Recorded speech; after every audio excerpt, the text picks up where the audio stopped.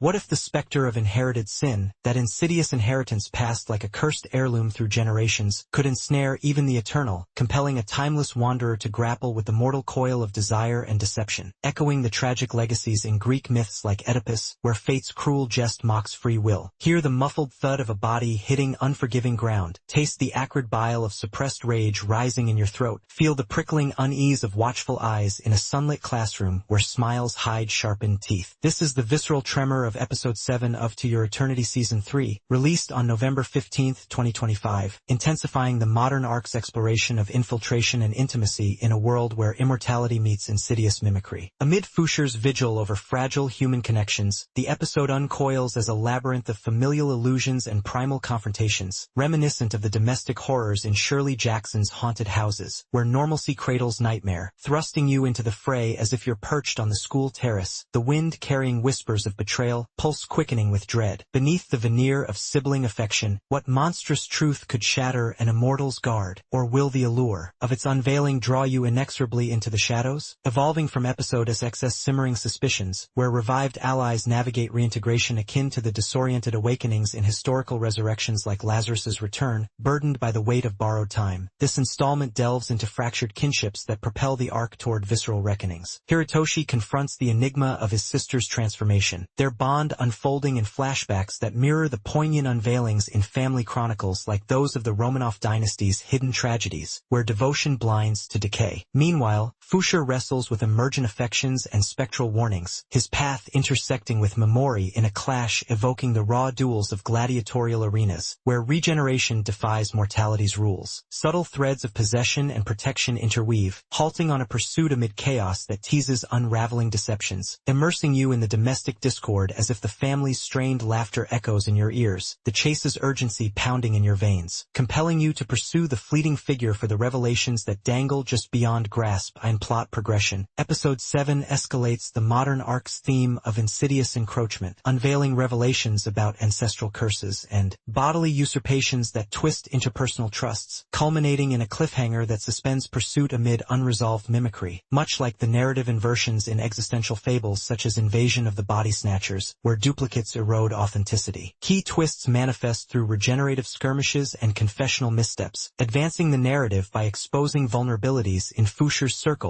while foreshadowing broader existential sieges. Pacing weaves deliberate introspection with abrupt violence. Tender flashbacks yield to frenetic clashes, achieving dramatic equilibrium that sustains philosophical weight without diluting action's punch. Fans often grapple with cloudy aspects like Memori's abrupt revival and the mechanics of limb regeneration. Drawing from the manga, specifically chapters 127 to 129, these stem from deliberate knocker lore. Memori's post-fall alteration isn't resurrection but possession, a cycle rooted in Hayes' lineage where knockers exploit emotional voids for infiltration, detailed in the source as symbiotic mergers rather than mere takeovers. Regeneration draws from Fuscher's immortal essence mimicked by advanced knockers, providing deeper context that the anime condenses for visual impact while preserving the manga's emphasis on identity's fluidity as a metaphor for inherited trauma, clarifying that these aren't inconsistencies but layered escalations toward arc-spanning confrontations. Character development excavates raw profundity, unmasking psyches scarred by legacy only to forge tentative resilience, akin to the tormented evolutions in Camus' Outsiders where alienation births defiant connection. Memori stands as a cipher of twisted inheritance, her motivations, fueled by ancestral obsessions, driving choices that surprise in their gleeful malice, consistent with her lineage yet transformative as she mocks familial bonds, leaving you to ponder the monster within lineage. Hirotoshi evolves from oblivious guardian to anguished pursuer, his hidden wounds of isolation manifesting in tearful chases that surprise with their vulnerability, fostering growth through shattered illusions. Fuscher, the eternal observer, reveals deepening fractures, his dialogue surprising in its hesitant probing of love amid haunting visions, consistent with his arc yet revelatory as he vows protection, transformative, bridging detachment with emergent empathy, as if you're sharing his spectral doubts in the night. Thematically, the episode interrogates the poison of inherited desire, manifesting in sacrifices where hope's fragile alliances battle, despair's mimetic erosion, characters confront doppelganger legacies, questioning, can eternity outlast the self's dissolution into another's craving, echoing the metaphysical anguishes in Nietzsche's Eternal Recurrence, where repetition dooms or redeems. Survival demands moral reckonings against internal invaders, enriching the universe with lore of generational knocker transmissions and shrine-bound confessions that complicate immortality's solitude, adding historical echoes to shamanistic rituals where spirits possess to resolve unfinished fates. Dialogue cuts with poetic sparsity, sharp as a concealed blade yet laced with resonance. Lines that foreshadow fractures and linger like Edgar Allan Poe's telltale heartbeats amid silence, carrying fateful weight that echoes beyond, pulling you into the confrontation as if the taunts vibrate in your core, building intrigue. What accusation would you level if your reflection betrayed your essence? Technically, the animation from Drive mesmerizes with stark fluidity. Clinical whites and muted blues symbolize deceptive normalcy shattering into visceral reds of conflict, lighting etching harsh shadows that embody lurking inheritances, where stillness in domestic lulls erupts into chaotic motion, beauty as a fractured mirror, not ornament, but a reflection of identity's brittle facade. Direction wields disorienting angles and lingering compositions that mirror perceptual betrayals, editing a rhythmic discord that pulses with escalating unease, as if the screen tilts with your disquiet. The soundtrack emerges as a spectral harbinger, its motifs of dissonant whispers and jarring crescendos searing during revelations, elevating dread while silences amid regeneration scream louder than any clash, reminiscent of Bernard Herrmann's psycho strings in psychological thrillers. Voice acting in snares. Memori's Siu infuses a chilling timbre with gleeful tremor, embodying a soul corrupted by legacy. Hirotoshi's intensity quivers with raw anguish, capturing fraternal fracture with heartbreaking fervor. Emotionally, this episode lacerates. I felt a swell of creeping isolation ignite into visceral revulsion, moments scarring with their intimate horrors yet sparking wonder at defiant kinship, much like the communal shudders in exorcism rites where possession tests faith's bounds. Pivotal collisions, intimate destinies entwining in a mimetic rupture that reorients eternities, linking to timeless queries. In Legacy's grip, what form would you reclaim to defy dissolution? It resonates, as if you're there, the terrace wind whipping your face. Can you ignore the call? Employing a reverse perspective, the episode's restrained pacing and opacity in possession mechanics might frustrate immediacy seekers, yet these deliberate veils thematize uncertainty's creep, mirroring existential fog to heighten immersion, akin to the intentional obscurities in koans that provoke enlightenment through enigma. Complexity in lineages risks overload, but it enriches metaphysical layers. Minor cliched sibling motifs, though present, ground the arcane in relatable anguish, balancing profundity with pathos. In essence, Episode 7 weaves dread into depth with masterful subtlety, its strengths, evocative visuals, philosophical bite, and emotional rawness, eclipsing occasional hazes to triumph in its goals as a soul-chilling pivot. But as echoes fade into shadowed halls, I ask, will you linger in ignorance when eternity's mimic whispers your name? Watch and let it claim your form. The fracture of your own identity awaits its revelation.